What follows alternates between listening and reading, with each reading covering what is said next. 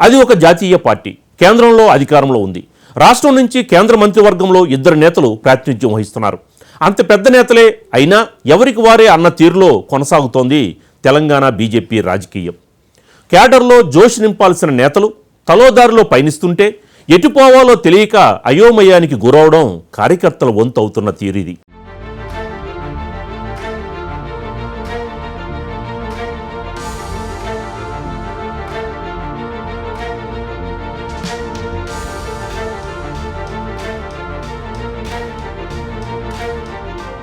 అధికార పార్టీ అంటే అందులో ఉండే జోషే వేరే లెవెల్లో ఉంటుంది. అందులోనూ కేంద్రంలో అధికారంలో ఉన్న పార్టీ అంటే మరింత జోష్ ఉండాలి. కానీ తెలంగాణ బీజేపీలో ఆ ఉత్సాహం కనిపించడం లేదు. తెలంగాణ అసెంబ్లీ ఎన్నికల సమరానికి ముందు వరకు పార్టీ రాష్ట్ర అధ్యక్షుడిగా ఉన్న బండి సంజయ్ కుమార్ తన పదునైన మాటలు, వ్యూహాలతో బీజేపీని పరుగులు పెట్టించారు. తీరా ఎన్నికల ముందు అధ్యక్షుడిగా ఉన్న బండిని మార్చి కిషన్ రెడ్డికి బాధ్యతలిచ్చారు. అప్పటి వరకు ఊపులో ఉన్న కేడర్ పార్టీ పెద్దల నిర్ణయంతో నిరుత్సాహపడ్డారు. ఎన్నికల్లో బీజేపీ 11 స్థానాలకే పరిమితమైన 3వ స్థానంలో నిలిచింది. ఆ తర్వాత జరిగిన పార్లమెంట్ ఎన్నికల్లో 8 ఎంపీ స్థానాలను కైవసం చేసుకుంది. బీఆర్ఎస్ వీక్గా మారడంతో ఆ ఎన్నికల్లో బీజేపీ కలిసి వచ్చింది.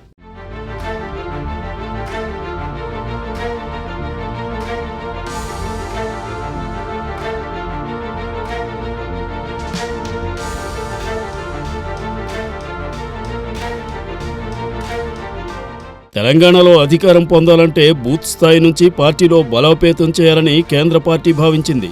రాష్ట్రానికి చెందిన 2 ఎంపీలు కిషన్ రెడ్డి, బండి సంజయ్లకు కేంద్ర మంత్రివర్గంలో చోటు కల్పించింది. కేంద్ర మంత్రిగా రాష్ట్ర అధ్యక్షుడిగా ఉన్న కిషన్ రెడ్డికి అదనపు బాధ్యతలు ఇవ్వడంతో తెలంగాణపై ఫోకస్ పెట్టలేకపోతున్నారు. కొత్త అధ్యక్షుడి నియామకం ఉంటుందని చెప్పడంతో పార్టీ సీనియర్ నేతలు ఆ పదవి కోసం పోటీ పడుతున్నారు. అయితే ప్రస్తుతం తెలంగాణలో నెలకొన్న పరిస్థితుల నేపథ్యంలో క్షేత్రస్థాయిలో ప్రజల తరపున పోరాడాల్సిన నేతలు కరువయ్యారు. వరదలు, రైతు రుణమాఫీ, హైడ్రా కూల్చివేతలు, మూసీ ప్రక్షాళన పేరుతో పేదలేండ్ల కూల్చివేతలు జరుగుతున్న తరుణంలో బాధితుల తరపున ప్రభుత్వంపై పోరాడాల్సి ఉంటుంది. అలా చేస్తే పార్టీ బలోపేతంతో పాటు కేడర్లో జోష్ నింపే అవకాశాలు ఉన్నాయి. కానీ పార్టీ ఎంపీలు, ఎమ్మెల్యేలు, ముఖ్య నేతలు ముక్కుబడి కార్యక్రమాలతో మమ అనిపిస్తున్నారు. ఒక్కొక్కరు ఒక్కొక్క కార్యక్రమం తీసుకోవడంతో ఏ నేతతో పోవాలో అర్థం కాక డైలమాలో కొనసాగుతున్నారు కార్యకర్తలు.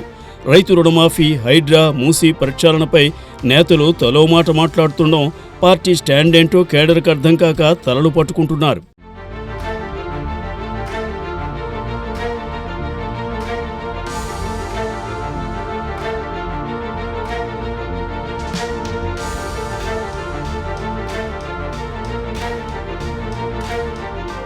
రాష్ట్రంలో అధికారం కోల్పోయి స్తబ్దుగా ఉన్న బీఆర్ఎస్ పార్టీ ప్రభుత్వ వైఫల్యాలపై నిరంతరం పోరాడుతూ తమ కేడర్లో జోష్ నింపుకుంటూ ముందుకు పోతున్నారు. మరోవైపు బీజేపీ మాత్రం కేంద్రంలో అధికారంలో ఉండి 2 కేంద్ర మంత్రులు ఉన్నా ఇక్కడి ప్రభుత్వ వైఫల్యాలపై పూర్తి స్థాయిలో పోరాటాలు చేయలేకపోతున్నారు. తాజా పరిస్థితులపై ఎప్పటికప్పుడు క్షేత్రస్థాయిలో ఉండి పోరాడాల్సిన నేతలు నింపాదిగా వ్యవహరిస్తూ మొక్కుబడి కార్యక్రమాలు చేపడుతున్నారు. దీంతో కొత్త కేడర్ పరిస్థితి నుంచి ఉన్న కేడర్ను కాపాడుకోలేని పరిస్థితి నెలకొంది.